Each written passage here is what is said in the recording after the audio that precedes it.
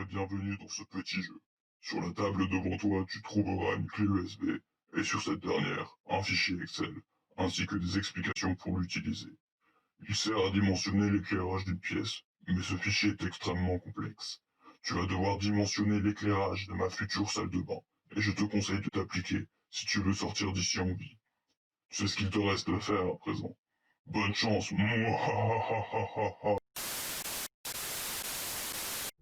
Donc moi je vais vous présenter sur notre Excel la partie calcul.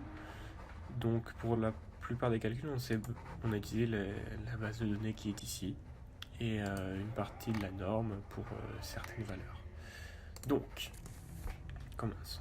Donc pour EM, la première valeur, on a fait une recherche verticale ici dans la liste déroulante qui est là.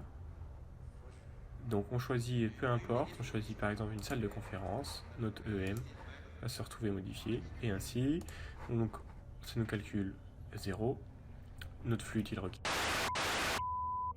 Nous allons donc parler du flux total à produire par les lampes. Tout d'abord le calcul de HU.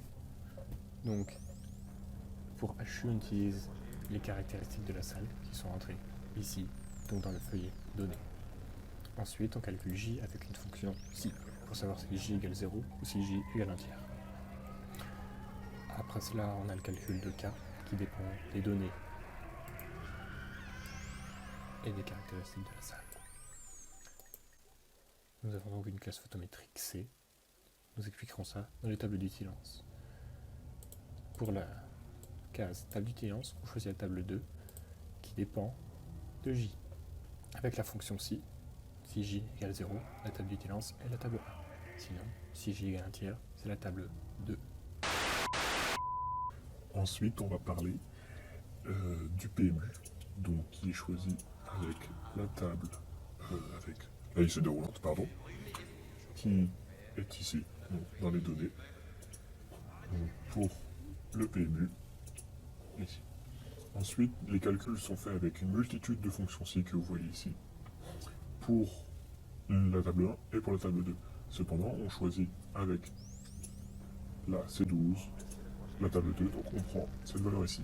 Ensuite, on calcule l'utilance, puis multiplie par le rendement, et enfin, on divise le flux utile trouvé ici par le rendement de l'entreprise.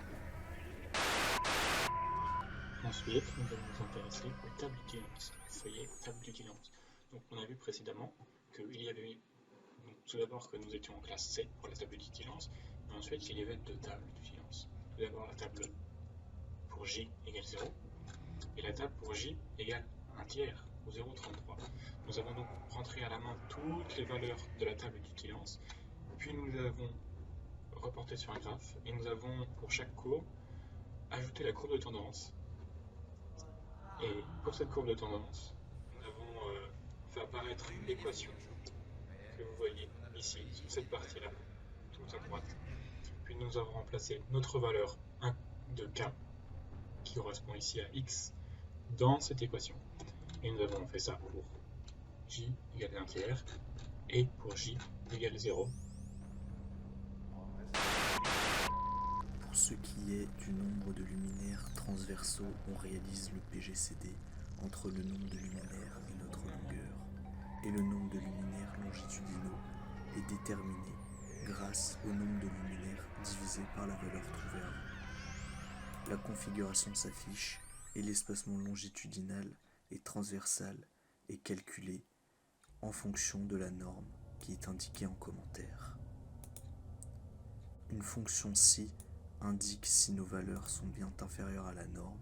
Si ce n'est pas le cas, on clique sur la macro jusqu'à ce que nos espacements soient validés. Les calculs de E0 réel et de EM réel sont ensuite affichés et une phrase réalise le bilan de notre dimensionnement. Il faut cependant fermer le document pour réaliser un nouveau dimensionnement. Pour ce qui est de la fin du calcul du dimensionnement, on calcule tout d'abord le nombre de luminaires avec une formule court. Ensuite, le nombre de luminaires retenus est l'arrondi supérieur de la valeur trouvée précédemment. Pour ce qui est de la vérification du nombre de luminaires, on utilise une notion de mathématiques qui est les congruences. Dans ces deux cases s'affiche le reste de la division euclidienne. Dans la première case, le reste de la division euclidienne du nombre de luminaires par la longueur. Et dans la deuxième case, la division euclidienne du nombre de luminaires par la largeur. Donc ici on remarque avec une fonction si qu'il faut recompter les luminaires puisque ces deux valeurs ne sont pas égales à 0. Nous cliquons jusqu'à trouver le bon numéro. La configuration est validée